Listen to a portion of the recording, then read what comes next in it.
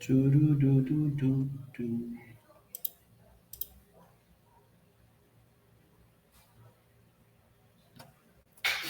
Steven, Presente.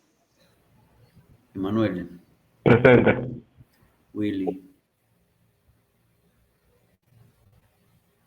Starling, Presente. Eddie, Presente. Víctor, Presente. Lianel, Presente, viene. Joseph. Profe, ¿me escuchó, Víctor? Sí. Abraham, Abraham, presente, profe.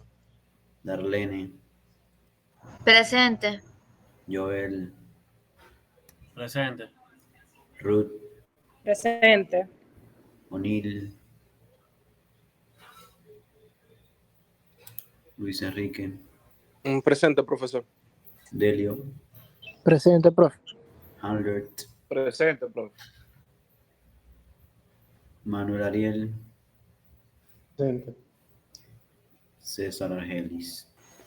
Presente.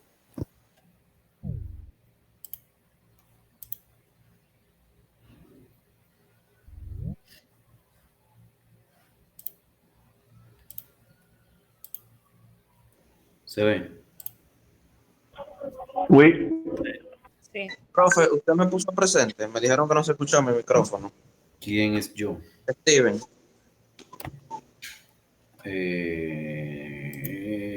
No sé, déjame ver.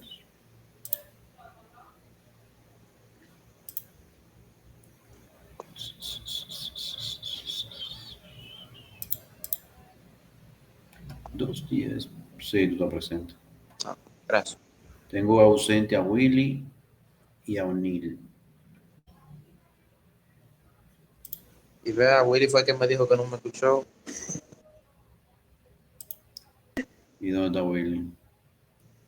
Ahí está hablando, pero no suena. El que no se escuche es.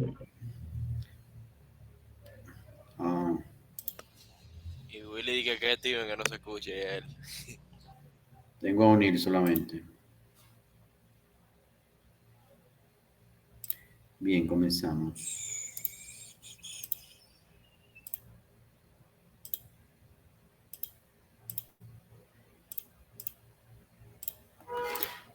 Bien, vamos a seguir viendo temas de telefonía y de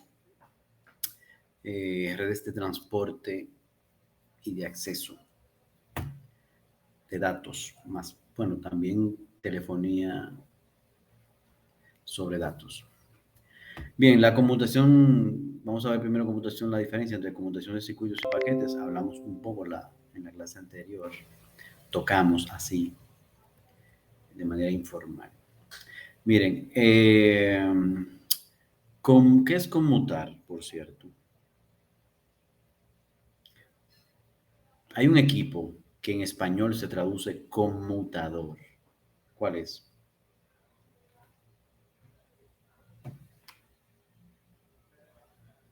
Te lo usan todos los días.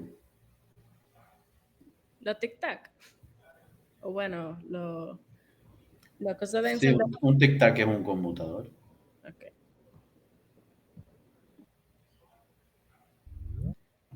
El famoso switch es un conmutador. ¿Qué es conmutar? Conmutar no es más que unir dos circuitos. Lo que hace un switch es unir los hilos de transmisión con los hilos de recepción de los dos equipos. Entonces, en telefonía, conmutar es conectar un circuito de un cliente con otro circuito de otro cliente.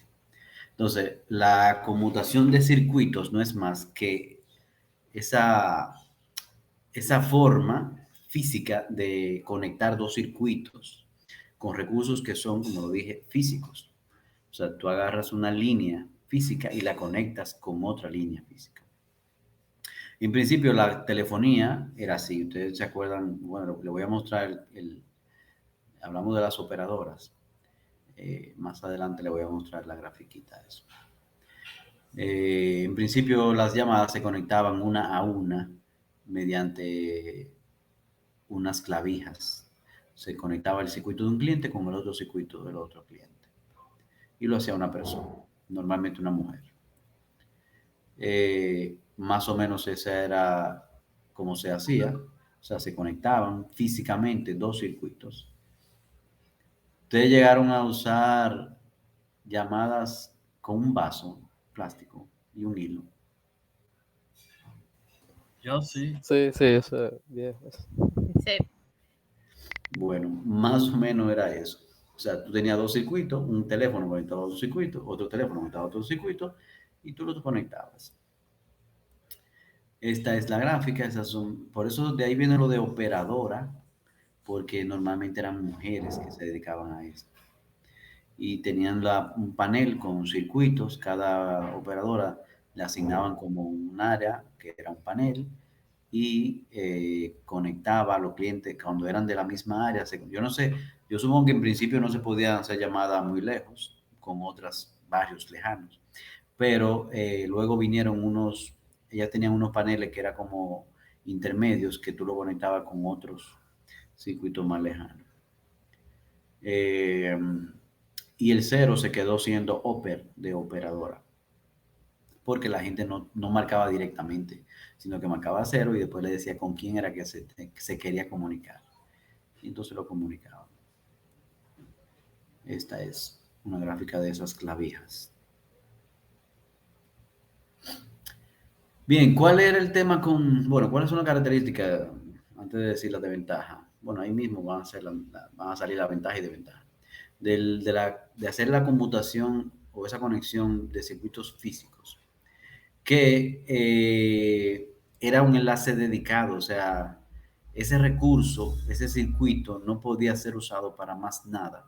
Mientras estuviera la llamada activa, esas líneas no se podían usar, por ejemplo, para otro cliente, sino que era fijo, o sea, que tú tenías que tener, si tú querías conectar mucha gente, pues tenías que tener muchos circuitos físicos para tener muchos clientes, lo cual incrementaba los costos de operación.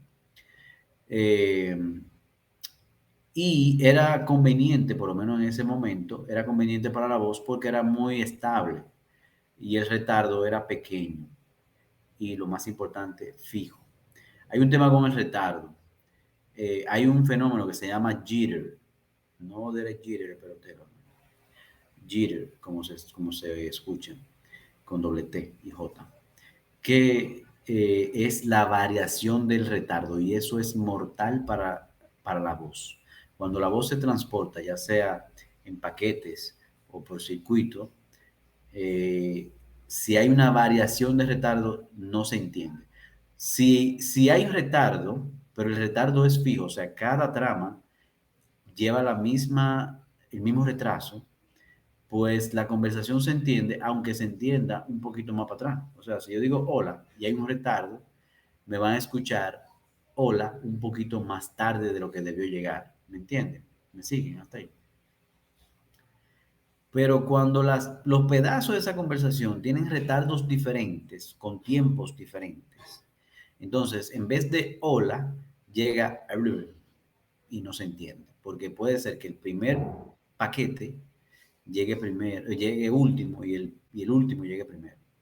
Entonces, la variación del retardo es mortal para la comunicación. Ese fenómeno de jitter es de la cosa que más se tratan de evitar, principalmente en telefonía con paquetes, telefonía voz sobre IP. Y en computación de circuito era muy extraño, pero muy extraño que eso pasara. En computación de circuitos. Bien, ahora bien, con la evolución de las tecnologías llegaron la forma de comunicarse mediante paquetes a través de, por ejemplo, el protocolo IP. Entonces ya tú no tenías un circuito físico fijo con el cual yo conectara un cliente y otro, sino que yo tenía unos circuitos que eran comunes a muchos clientes y por los cuales pasaban muchos paquetes de esos clientes. O sea, ¿cuál es la ventaja de la conmutación de paquetes? Que ahora yo puedo tener pocos recursos, pero esos pocos recursos los puedo compartir con muchos clientes. O sea, yo puedo pasar por un circuito, puedo pasar paquete, un paquete de un cliente, y atrae ese paquete, un paquete de otro cliente, y atrae ese paquete, un paquete de otro cliente, y están usando el mismo recurso físico. Sin embargo, yo lo puedo usar sin tener que darle exclusividad a ese recurso y puedo disponer de él para todos los demás, y eso no me aumenta, más bien me disminuye el costo de operación. Porque no tengo que tener un circuito. Si hay 20.000 teléfonos, no tengo que tener 20.000 circuitos, sino que tengo 100, y ya con esos 100 puedo darle uso para todos. Entonces, ahorita lo vamos a ver en detalle cuando veamos las diferentes tecnologías que caen dentro de la conmutación de paquetes. Bien, entonces estas redes, ahora vamos a hablar de la conmutación de paquetes. Todo lo que vamos a ver de aquí en adelante, todas esas tecnologías que vamos a ver son conmutación de paquetes. Dentro de esa red de conmutación de paquetes existen las redes de transporte. Las redes de transporte son las que usan los operadores para trasladar todo ese tráfico de central en central a través de su propia red.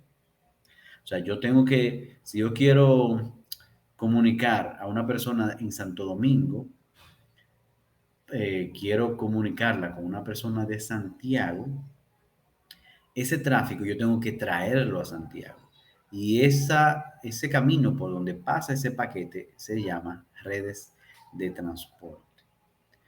Y así todos los demás sitios que van a encaminarse a una central específica, pues pasan por esa red de transporte.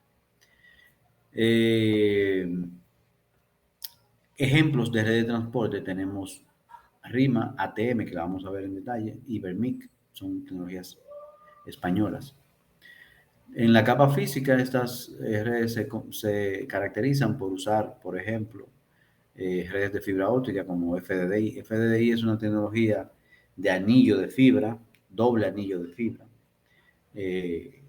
O sea, tú tienes centrales que están conectadas en forma de anillo, o sea, una conectada con otra, esa conectada con otra y esa conectada con la primera, entonces forman un anillo. Eso para redundancia. Entonces, en vez de un solo anillo de fibra, tienes dos anillos de fibra por caminos diferentes, para también más redundancia todavía.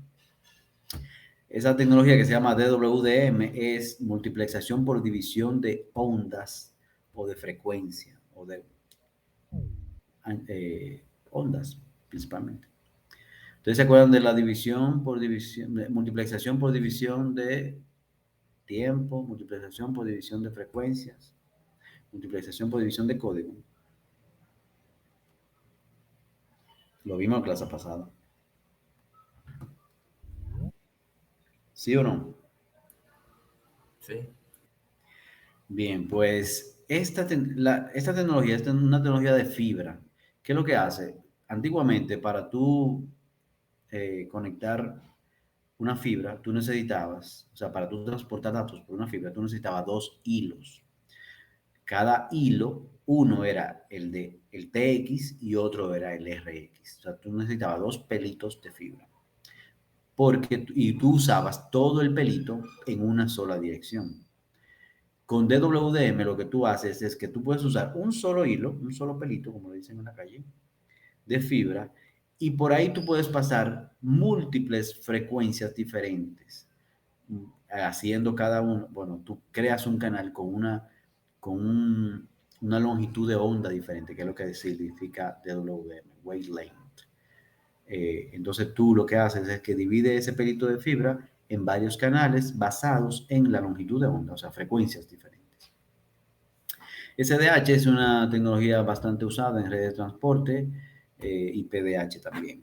Son tecnologías que usan lo que se llaman agregados, lo vamos a ver ahorita en multiplexación, y esos agregados pueden a su vez ser agregados de otro enlace y después agregados de otro enlace para sumar, y luego entonces todo ese tráfico grande de datos tú lo puedes pasar por un troncal de más capacidad.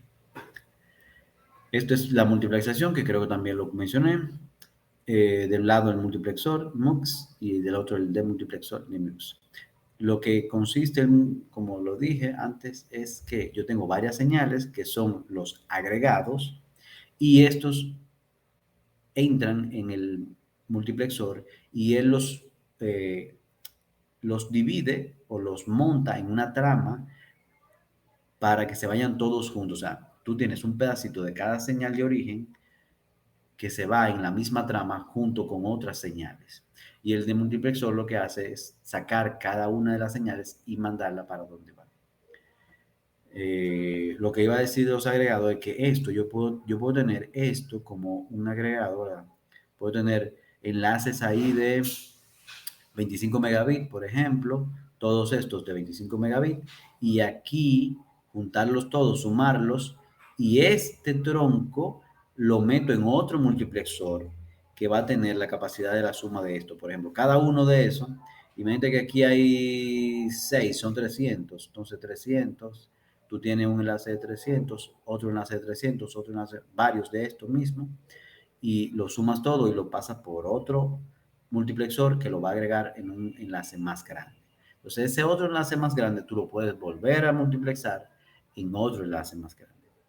Por eso se llama red de transporte, porque se supone que tienen mucha capacidad de transportar información.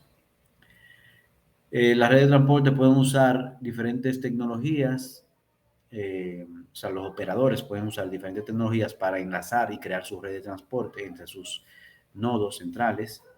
Por ejemplo, lo que decíamos, SDH, un anillo, STM, con multiplexación por división de longitud de onda, un enlace inalámbrico, un enlace de microondas, etcétera, etcétera. Cualquier tecnología es válida para mandar información. Eso va a depender de las características del terreno, del sitio donde quiera mandarlo. Lo ideal siempre será fibra óptica, pero la fibra tiene el tema del costo y los permisos cuando es en ciudades. Esto es como se ve el core de una red de transporte. Tenemos la primera, los nodos centrales, que son los de las centrales que más capacidad tienen. Cuando hablo de centrales, estamos hablando de edificios. Una central, por ejemplo, Claro, la que está ahí en la Estrella Sadalá con Juan Pablo Duarte, 27. No, Juan Pablo Duarte.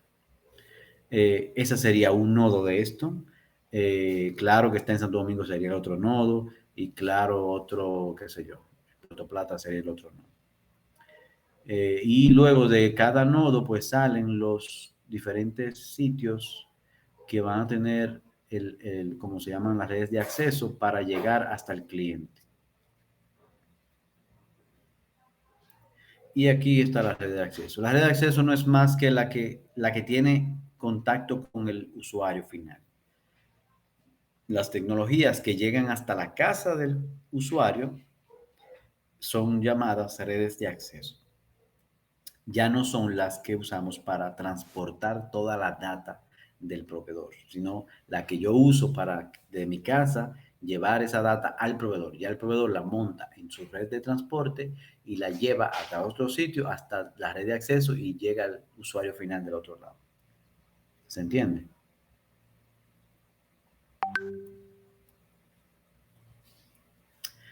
Aquí arriba tenemos lo que sería la red de transporte. Estos serían los nodos que enlazan la parte de red de acceso con la red de transporte y la parte de red de acceso. Todas las tecnologías, como ven, que son las que permiten a los usuarios finales acceder a la red del operador. En cuanto a red de acceso, vamos a ver ADSL, Friendly Relay y RDC. Yo no mencioné ya sabía. Sí. Que no había hablado de ATM, que es una red de transporte.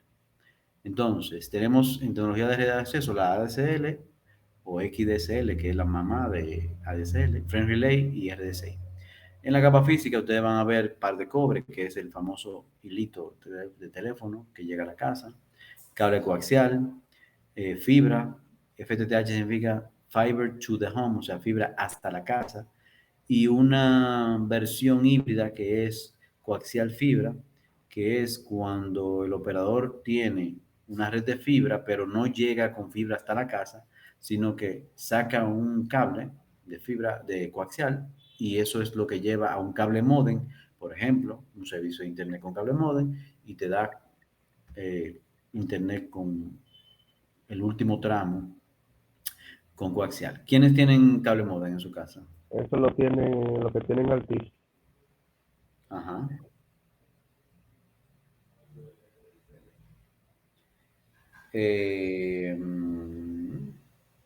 Bien. ¿Ninguno de ustedes tiene cable modem? O sea, ¿ninguno de ustedes llega un cable de coaxial? Sí, yo tengo. ¿Cuántos Ya, tienen fibra fibra. hasta la Yo casa? tengo fibra. ¿Y quiénes tienen cobre? La mayoría debe tener cobre. Yo tengo fibra. Yo tengo cobre. Eso va a depender del área Creo que de la tu- televisión de mi casa se cobre. de televisor.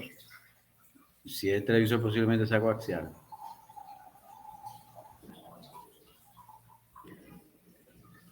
Entonces, vamos con ATM. ATM es una tecnología para redes de transporte. Es una red de transporte. ATM. Y ATM significa Asynchronous Transfer Mode. Cuando digo que es de transporte, ¿en qué tipo de red se usa? ¿En el core o en el acceso? ¿En dónde?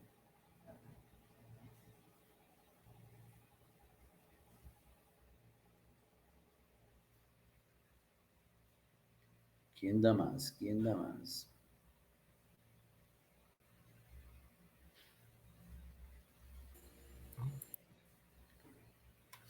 En la red del core, en la red de transporte. Entonces, miren, ATM tiene las siguientes características. ATM, recuerden que esto es conmutación de paquetes. Aquí en ATM vamos a conmutar paquetes. Pero ¿qué pasa? Que los paquetes tienen un tamaño fijo, siempre son del mismo tamaño. Y ese tamaño son 53 bytes, que son 5 de cabecera y 48 de la carga. Y puede llegar a velocidades hasta de 622.08 megabits por segundo. Que para una red de transporte en el tiempo que fue creado ATM era mucho, 622 megas, cuando tú tenías enlaces, por ejemplo, a 64K, o sea, ¿cuántos enlaces tú podías transportar en 600 megas?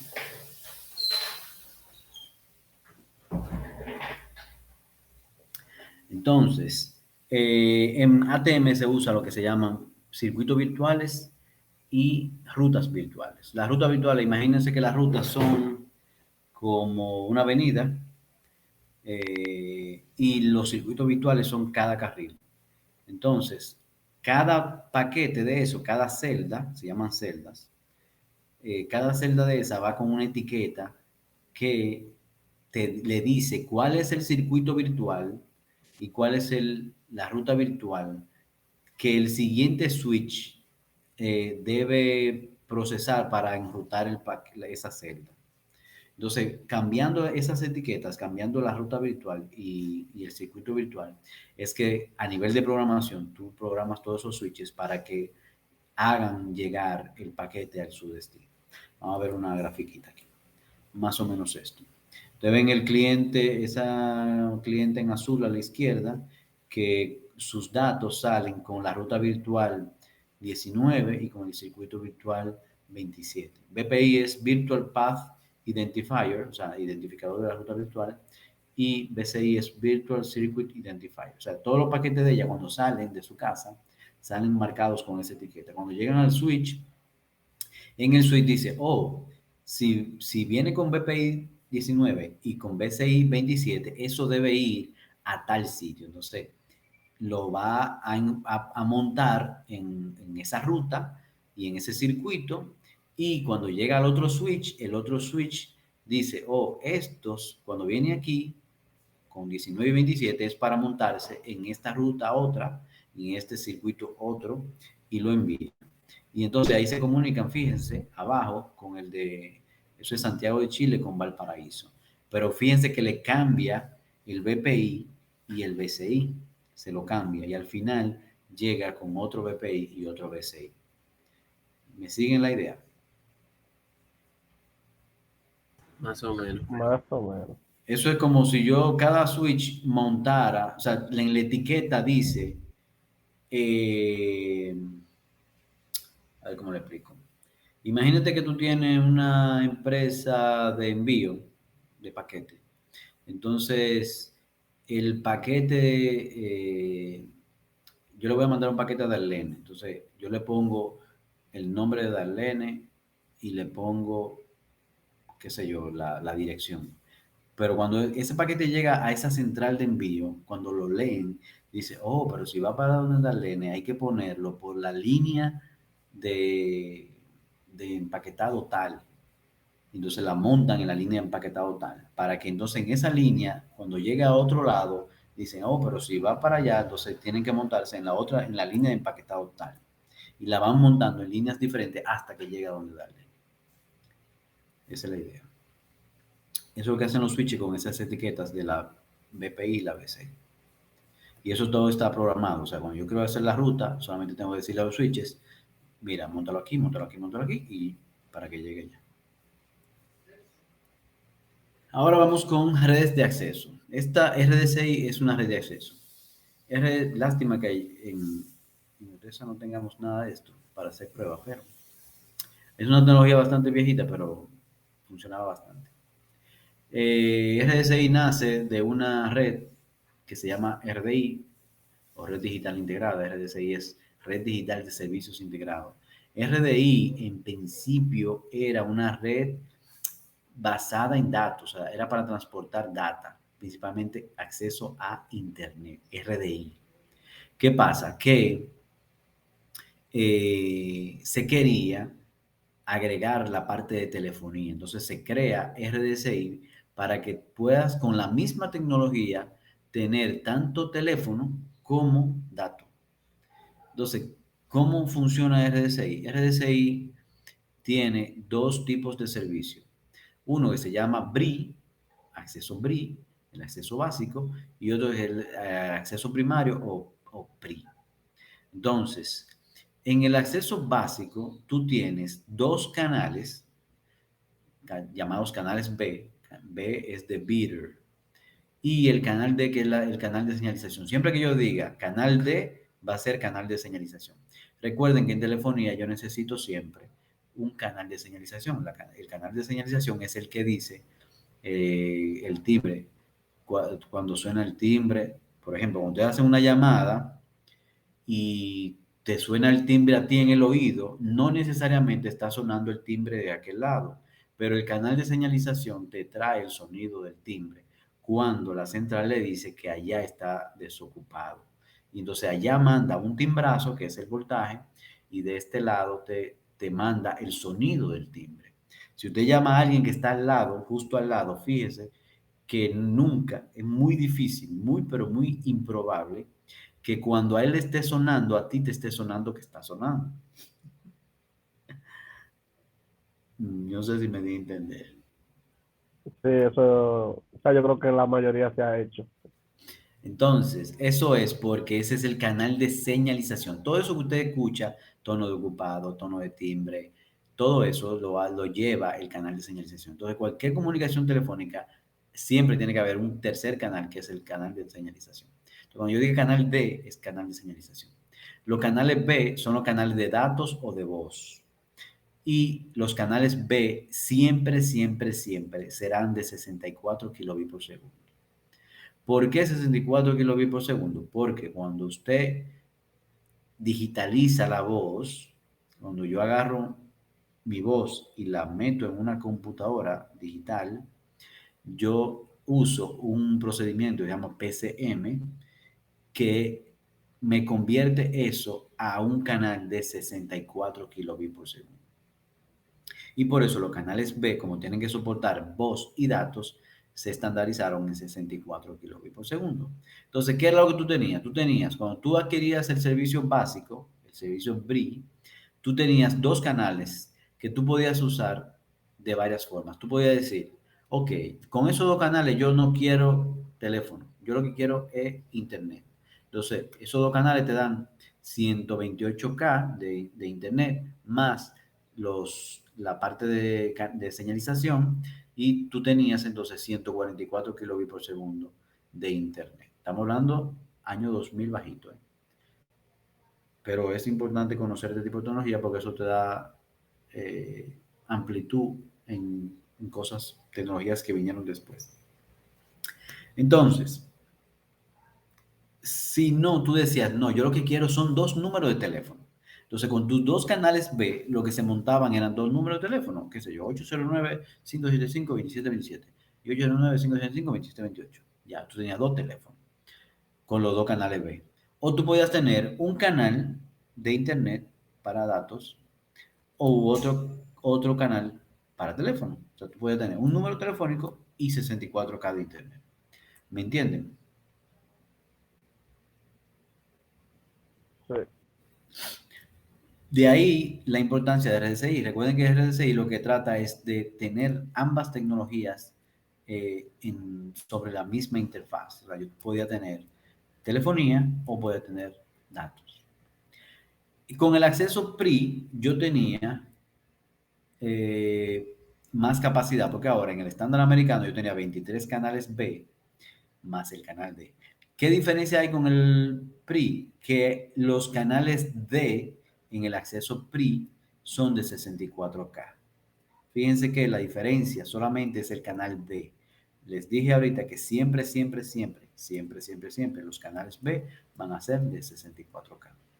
Entonces aquí la única diferencia es que el canal D es de 64K. Si multiplico 24 canales por 64K me da 1544 megabits o 1.5 mega, y a 1.5 mega es lo que llamamos una T1. Cuando ustedes le digan, mira, ese enlace es una T1, si están hablando, porque hay que ver de cómo le está hablando, si están hablando de datos, están diciéndote, ese es un enlace de 1.5 mega. Y si están hablando de voz, te están diciendo que esa T1, tú tienes 24 canales de voz. Antes de que llegara los IP trunk, no sé si ustedes han estado en contacto con las IP troncales que ofrecen Claro, Matiz, los operadores telefónicos.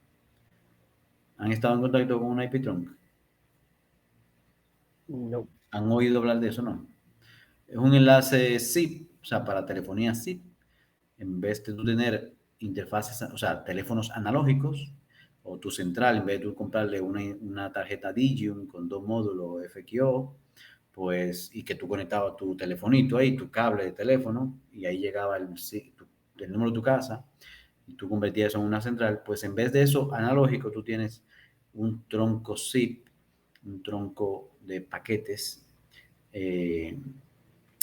que te sirve para sacar esa llamada y para que te entre una llamada por ahí.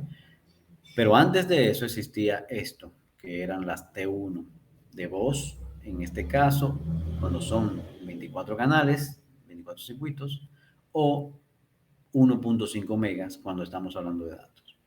En el estándar europeo son más canales, son 30 canales B y un canal D, que eso nos da 2048 megabits por segundo, o sea, 2 megas. Y a eso se le llama, ¿cómo se llama? Si al americano a ese se llama T1, ¿cómo se llama el europeo? T2. No, está cerca. Dedos. No, E2, no. Una E. E1. E1. Bien, y eso era RDCI. Físicamente, ¿qué era lo que tú tenías? Tú tenías adaptadores. Miren, RDCI era una tecnología que todo tenía que ser digital. Todos los elementos tenían que ser digital. Pero si había algún elemento compatible con los adaptadores, por ejemplo, un teléfono que era análogo, tú podías tener el adaptador, conectar tu teléfono análogo a eso. Entonces, el adaptador se llama AT.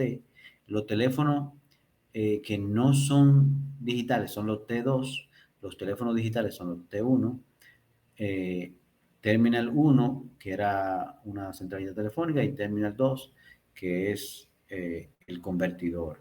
Déjame ver si aquí... Miren aquí, ese es el esquema de interfaces de RDCI.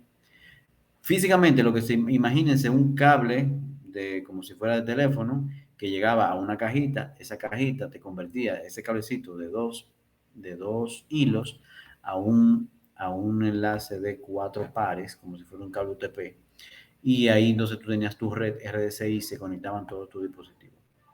Miren los equipos que no son digitales completamente, tienen la interfaz AT, y los que son digitales pues se conectan directamente al TR2. Más o menos era así. Otra vista, igual. Y llegamos a Frame Relay. ¿Alguna pregunta hasta aquí?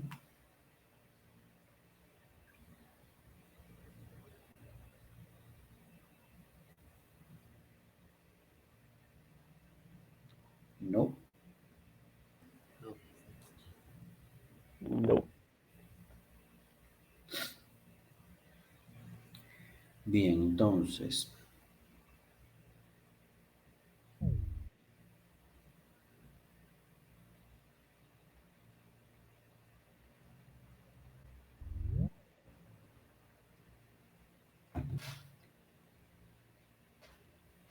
Miren, Frame Relay, antes de tener telefonía con voz sobre IP, teníamos algo que se llamaba voz sobre Frame Relay.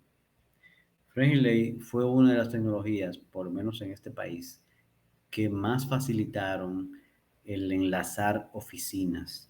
Cuando una empresa tenía muchas oficinas, las cuales tenía que enlazar a nivel de datos, pues Frame Relay era la solución número 1 para eso. Era una tecnología muy estable, casi no daba problema, aunque era un poquito costosa. Estamos hablando de que un enlace a 144 kilobits por segundo te salía fácilmente en 8,000 pesos en ese tiempo.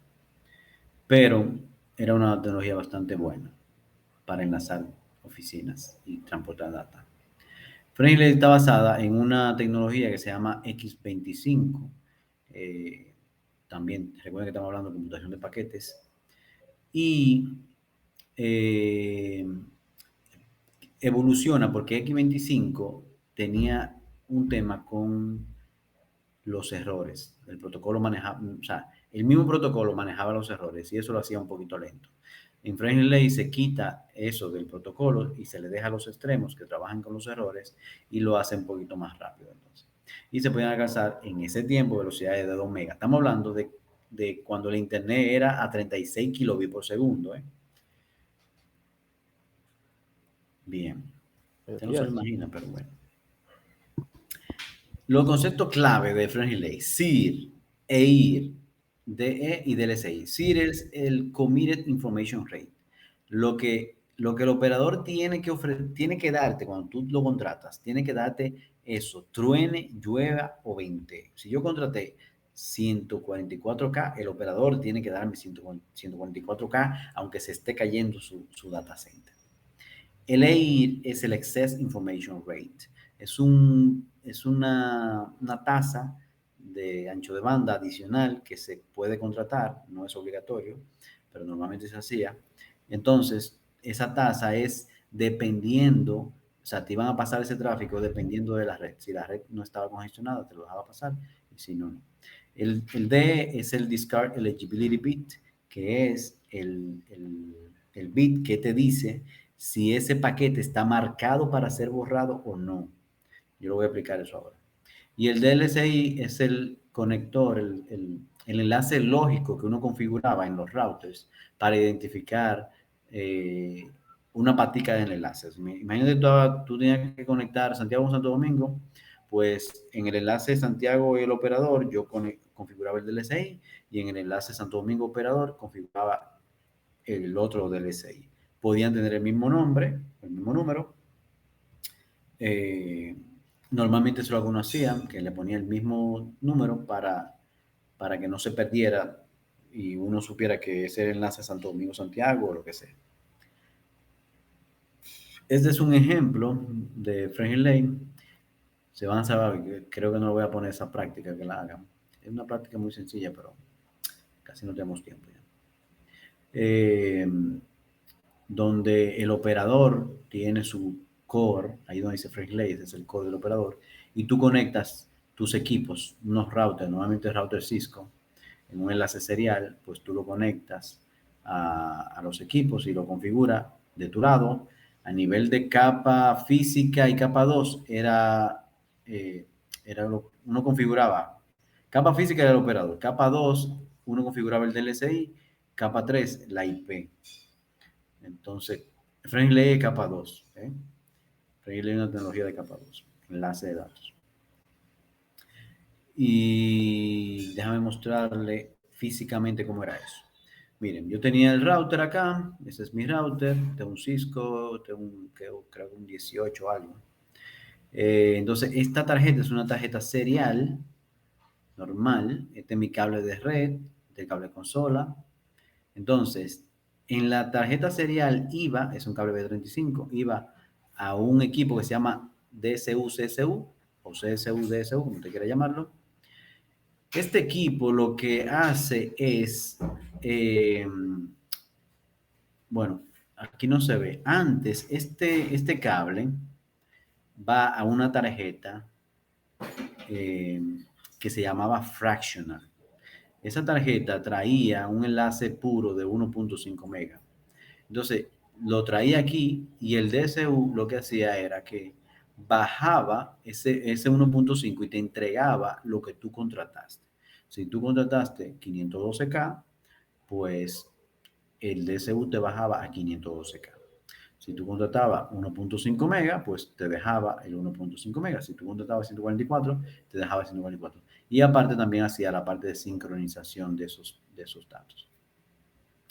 Entonces, en el router tú configurabas tu tarjeta a nivel de Friendly Lane con el protocolo, configurabas la IP que va a tener ese enlace, era un enlace punto a punto, o sea, una IP de un lado, la IP del otro lado, del mismo segmento, ¿verdad? Y esto es un enlace privado. La ventaja que tenía esto es que tú no tenías nada que ver con Internet. Es un enlace privado a través de la red del operador, o sea que nadie podía interferir en esta comunicación. Entonces, configurabas tu IP, configurabas tu DLSI y el protocolo de enrutamiento Friendly Lane. Y si todo estaba bien, pues eso tú dabas ping de un lado al otro. De este router al otro router donde tuviera el otro router. Y así se hacía la comunicación. ¿Preguntas?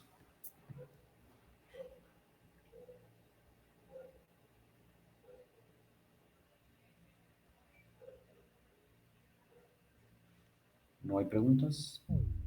Ahora no. No. Miren, ¿cómo funcionaba el DE y cómo te entregaban la data? O sea, te dejaban pasar tráfico. Imagínense que yo contrataba un SIR de 144K. 144K. Y un EIR de 16K adicionales. Entonces, cuando yo empezaba a transmitir, mientras yo estuviera dentro del tamaño, del ancho de banda del SIR que yo contraté, mientras yo estuviera traficando a una tasa de 144K o menos, todas mis tramas, todos mis paquetes iban con el DE en 0, porque no estaban marcados para borrarse. O sea, la red me tenía que dejar pasar en esa tasa, en esa velocidad, me tenía que dejar pasar el paquete. O sea, cuando salía de mi router a un switch del operador, mientras estuviera a esa velocidad, ese switch me hacía pasar ese paquete al otro switch y hacía el otro switch y hacía el otro switch hasta que llegaba al otro lado. Ahora, yo iba aumentando la tasa de transferencia y ya yo voy por 130 y pico de K, ya estoy acercándome al SIR. Y cuando yo empiezo a pasarme del SIR, ya yo no estoy traficando, mi velocidad ya no es 144K, sino que son 150K. Fíjense que aquí ya el DE, él lo empieza a marcar. O sea, cada trama que va en esa tasa va a marcarse para ser borrada. Entonces, La diferencia es que en este tramo él la marca, pero no necesariamente lo borra. Eso va a depender de la congestión, porque el operador te dice, yo te dejo pasar el tráfico siempre y cuando no haya congestión. Si cuando tu paquete llega a un switch y el switch está en congestión y ese paquete está marcado para borrarse, lo va a borrar, o sea, lo va a dropear. No va a llegar ese paquete, tú vas a tener que volver a mandar. Paquetes. Si tú estás pasando un archivo, el archivo tú no vas tú no es que se te cae, que se cayó el archivo porque dropearon un paquete, no, eso tú no lo notas, porque el archivo está en capa 7, esto está pasando en capa 2 y capa 3. Entonces, tú vas a sentir que el archivo está durando algo más para bajar, pero no es que se va a caer. Esos paquetes individualmente, el protocolo TCP va a pedir la transmisión y al final van a llegar todos y tú vas a tener tu archivo descargado. Pero ahí está pasando eso, están dropeando paquete a dos manos cuando pasa de ahí, si hay congestión. Ahora, como le dije, no necesariamente lo va a dropear, lo va a borrar. Está marcado para borrar, pero no, o marcado para descartar, es la palabra correcta. Por eso se llama discard eligibility. Está marcado para descartar, pero no necesariamente lo descarta. Va a depender de si hay o no congestión. Ahora, cuando llega aquí el tope de lo que tú contrataste, ya tú no contrataste más de ahí, entonces ahí todos los paquetes que intenten pasar de esa tasa serán borrados. Y si tú sigues pasando más, esta gráfica se va a pegar ahí arriba. Fija. Porque todos los paquetes te lo están dropeando todos. ¿Se entiende?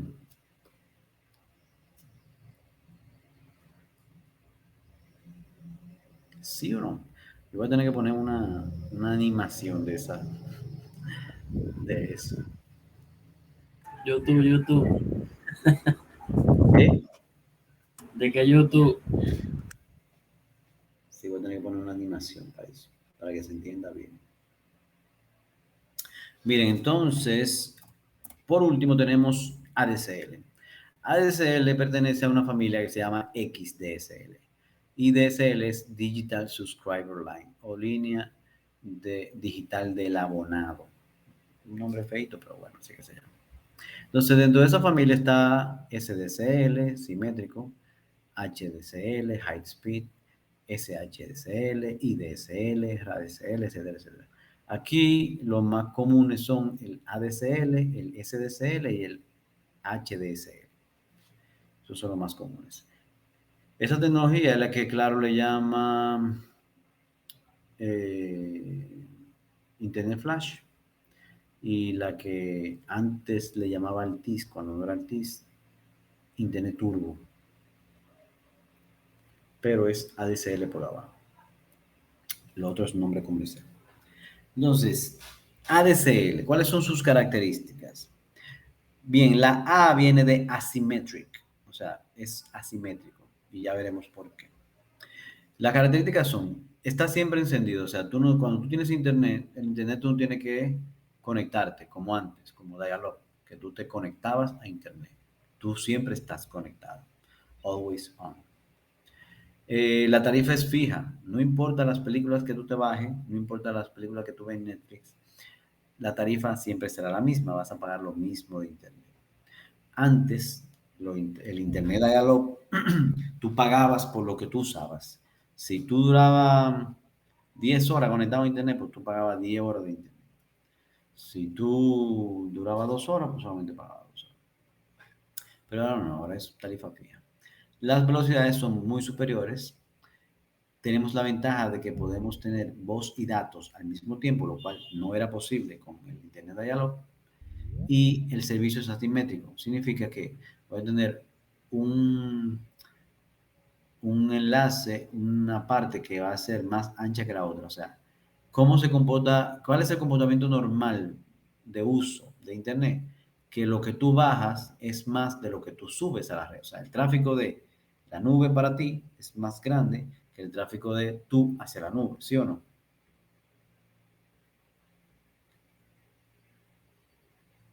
¿Sí o no? Yo digo que sí. Por eso, ADSL está hecho para ese comportamiento. Y las distancias del servicio son limitadas. Como ADSL tiene una frecuencia muy alta, que la vamos a ver ahora, el servicio no puede exceder, teóricamente, según la tecnología, debe dar para 4 kilómetros, desde la central hasta el cliente. Pero los operadores limitan el acceso hasta 3.100 metros, o sea, 3.1 kilómetros. Porque a partir de ahí hay mucho tema de atenuación, hay mucho tema de intermitencia, que el ancho de banda no es suficiente y los clientes se empiezan a quejar y ellos prefieren no dar el servicio a mayor de esa distancia. Entonces, miren, la telefonía tradicional trabaja en los primeros 4K, exactamente en los 3.800 Hz. O sea, cuando yo agarro un teléfono ahora en mi casa y lo abro y hablo, yo estoy usando la banda de los 3000, del 0 a 3.800 Hz, los 3.8K. Y lo redondeamos aquí a 4K. Bien. Anteriormente, cuando usábamos Dial-Up, que era con un modem, el modem se conectaba a esta misma banda, a los primeros 4K. Entonces, o tú usabas internet o llamabas, era una de las dos.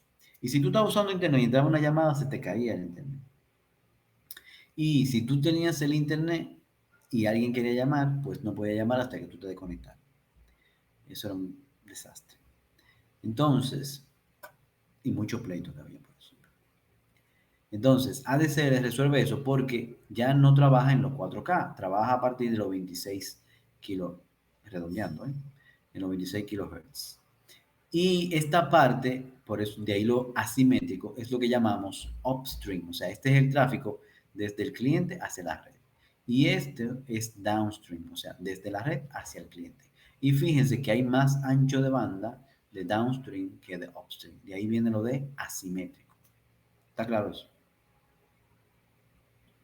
Para confirmar, upstream es del cliente hacia la red Ajá, y el downstream de la red hacia el cliente. ajá. Ok. Bajar, subir. Y fíjense las frecuencias que son más altas. De ahí el tema de la distancia. Este es un filtro, en realidad son dos filtros. Y eso se hace porque aquí este gap que está aquí, esta frecuencia que es más alta, normalmente tiene una reverberancia, o sea, un eco que puede tener, que puede hacer ruido aquí. Entonces puede ser que tú hablando escuches un raro y es por esto. Entonces por eso se usa ese filtro. Ese filtro no es obligatorio, es recomendable, pero no es obligatorio. Entonces, en realidad son dos filtros porque aquí hay un filtro que es el filtro paso bajo y aquí hay otro filtro que es el filtro paso alto. Paso bajo porque solamente deja pasar la frecuencia bajita, los 4K para atrás, y paso alto que solamente deja pasar las frecuencias altas. ¿Se entendió? Yo siempre veía esa vaina y nunca sabía lo que. Bueno, para eso le estás pagando a ustedes, para que te enseñen eso. Yo lo que lo veía y le decía, bueno, este es para el modem y este es para el teléfono. Ya, No, porque pero yo la veía y había que no lo usaba y, o sea, que era convencional. Tú no entendías por qué uno lo usaban y otro no. Exacto, entonces no, pues esto es un bulto de paquete. Porque sí funcionaba sin eso también.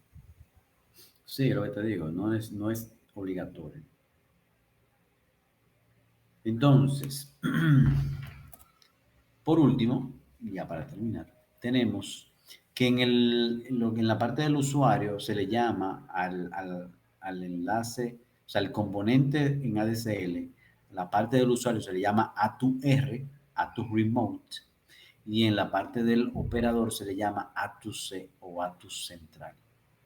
Es lo único que faltaba por decir y creo que aquí hemos terminado. ¿Preguntas? Y ahora vamos a ver seguridad. No mentira, cuando ustedes lleguen a seguridad, vemos Cali. Profe, es cierto de eso, de la nueva modalidad que viene en el ciclo que viene ahora. Sí, bien. Yo he escuchado, pero a mí no me han dicho nada. A mí me dijeron de fuentes oficiales. Que solo serán 2 exámenes, que valen menos puntos, que solo serán Sí, prácticos. 15 puntos supuestamente. Comparte eso. ¿Qué usted opina, profe, de esa nueva modalidad en caso de que sea verdad? Eso. Hay que ver. Pero compartan la información completa. Claro, que es compartan la Eso, información. eso ya está, eso está aprobado por el claustro ya, supuestamente. A mí no me han dicho nada oficialmente, o por lo menos yo no he estado en ningún sitio que me hayan dicho. No sé. Se va a Vamos morir, por el grupo. se va a morir con Gio el próximo ciclo. ¿Qué? Se va a morir con usted el próximo ciclo. Bueno, realmente yo he venido dándole poco peso a los exámenes últimamente, entonces creo que Si usted le da mucho a la hora, si le mi da plan mucho va a al día cambiar ahora, mucho. ¿Eh? que si le da mucho al día ahora de teoría nos quedamos todos.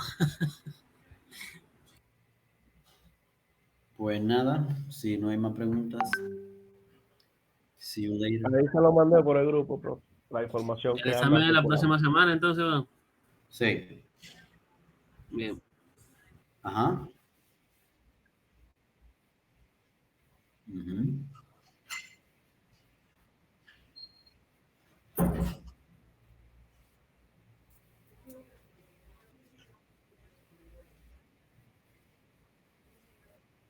No necesariamente, pero yo entiendo que eso es lo más fácil. ¿Eh? Sí. O sea, lo más fácil es que lo grabes tú mismo, porque lo puedes grabar 20 veces, no tiene problema.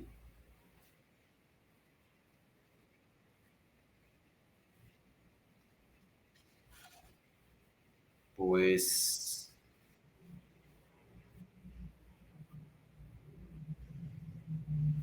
ajá, centos. Nada, see you later, alligator.